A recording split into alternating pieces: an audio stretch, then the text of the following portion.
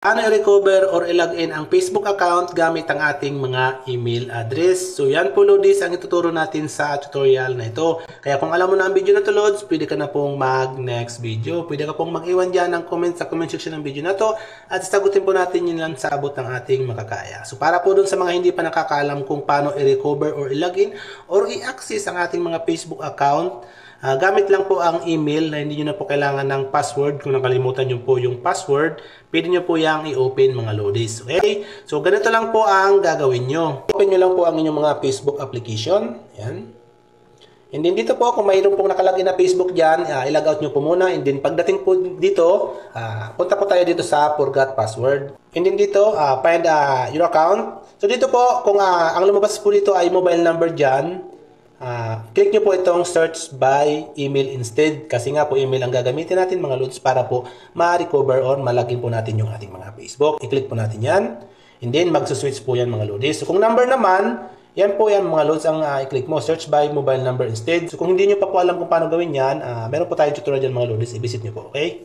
And then dito, ilagay nyo po yung email address ng Facebook nyo.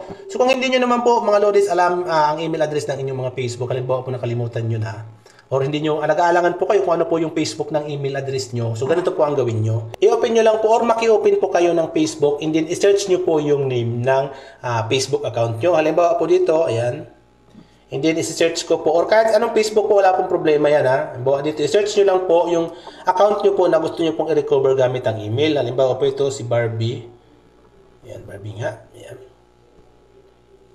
And then, halimbawa po yan, gusto natin i-recover yung account na yan. I-open nyo lang po. And then, pagdating po dito, pumunta kayo dito sa tatlong na dot na yan. Ayan.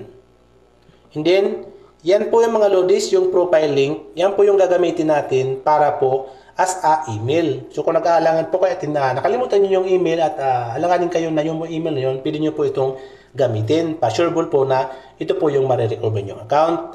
And then, i-click nyo po itong copy link. Ayan, i-copy nyo lang po yan. Pwede nyo pong i-send or pwede nyo pong i-copy link. Ayan. Pag once po na na-copy nya, bumalik po kayo doon sa ulit, mag-logout kayo and then balikan mo ulit yung process na yon. So dito po, ayan po, ipi-paste mo po dito yung profile link. Ayan, paste mo po yan. Paste natin, ayan.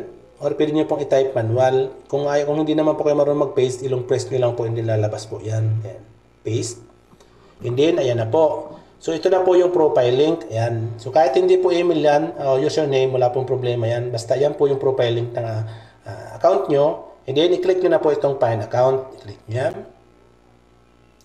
and then lalabas na po yan, ayan mga Lodis, ayan, ito na po yung account, diba? So, sureable po na yan po yung account ng i-recover mo. So, siyempre, dahil po nakalimutan natin yung password, i-click mo po itong forgot password. And then, lalabas po ito, get code or link via email. So, kung meron pong ibang email dyan mga Lods, kung sa tingin nyo sa inyo po yun, pwede nyo pong gamitin yun. So, baka nailagay mo yun as a additional recovery option. So, kung tingin nyo naman yung email na yan ay hindi po sa inyo, once po na-recover nyo na yung account na to, ang gawin nyo po, palitan nyo po ng email kasi pwede pong ma-access yung account nyo gamit po ang email na yan. So, piliin nyo po yan yung email na ginamit nyo po as a recovery option. I-pick nyo po yan, bilog na yan. Diyan, minsan po kasi dalawa yan, tatlo, kahit ilang email po, pwede po may lagay dyan. So, piliin nyo po yan, kailangan po naka-blue check yung bilog na yan.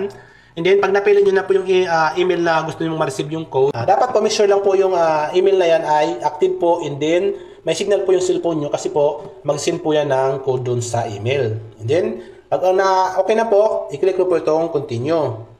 And then, magsasend po yan ng code doon sa email. So, buksan mo po yung email mo and then, tingnan mo po doon yung code. So, ganito po yan. O, ganyan po mga Lods, ayan. So, kung mapapansin mo, dito sa isa kong cellphone, ayan po. So, pag pop up ko yan or mag-notification, minsan naman po, hindi siya nag-notification, basta i-open nyo lang po yung email nyo.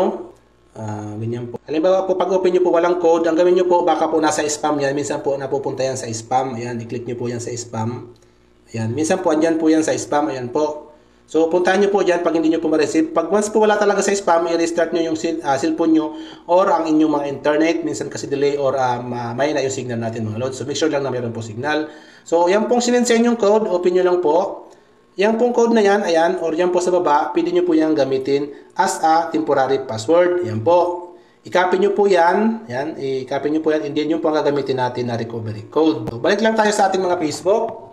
And then, enter po natin dito yung code na sinend sa atin sa email. Ito pong code na to ay one-time password lang po ito. So, hindi na po ito magagamit once po na ginamit nyo na po ang code na to. And then, i-click mo na po itong continue. Ayan. And then, dito po, mag-create tayo ng new password. So, make sure lang po na matatandaan nyo na po yung password para po hindi na kayo mag-process ng ganitong procedure po. I-click nyo po yung new password na yan. And then, mag-create po kayo ng password po na strong. Make sure lang po na pag nag-create kayo ay mayroon pong capital letter. Halimbawa po ganito, maliit. And then, may malaki po. And then, may special character po. Yung special character po, yan mga yan po.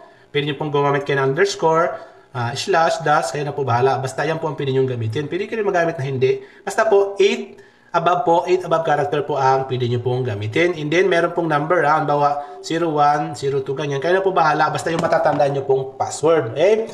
And then, pag once po nalalagay nyo na yung password, new password po ito, yan na po yung gagamitin nyo. And then, i-click nyo po itong log out other device. So, dito po, pag click mo po yan, lahat po ng nakalagin na Facebook, na pinaglaginan mo po nito, malalog out po yan kahit saan man po yan. Kaya mas maganda po, sinasuggest ko po na i-log out nyo po, i-click nyo po yan kasi po baka po may ibang nag-access ng inyong mga Facebook. So kung hindi nyo po malalog out yan, ma-access pa rin po yan kahit po pinalitan nyo na yung password. Okay mga lods? So pag okay na po yan, kaya na po bahala mag-decision dyan. Kung tingin nyo naman wala pong ibang ma-access, huwag nyo pong i-click yan. So kung tingin nyo po mayroon, i-click nyo po yan.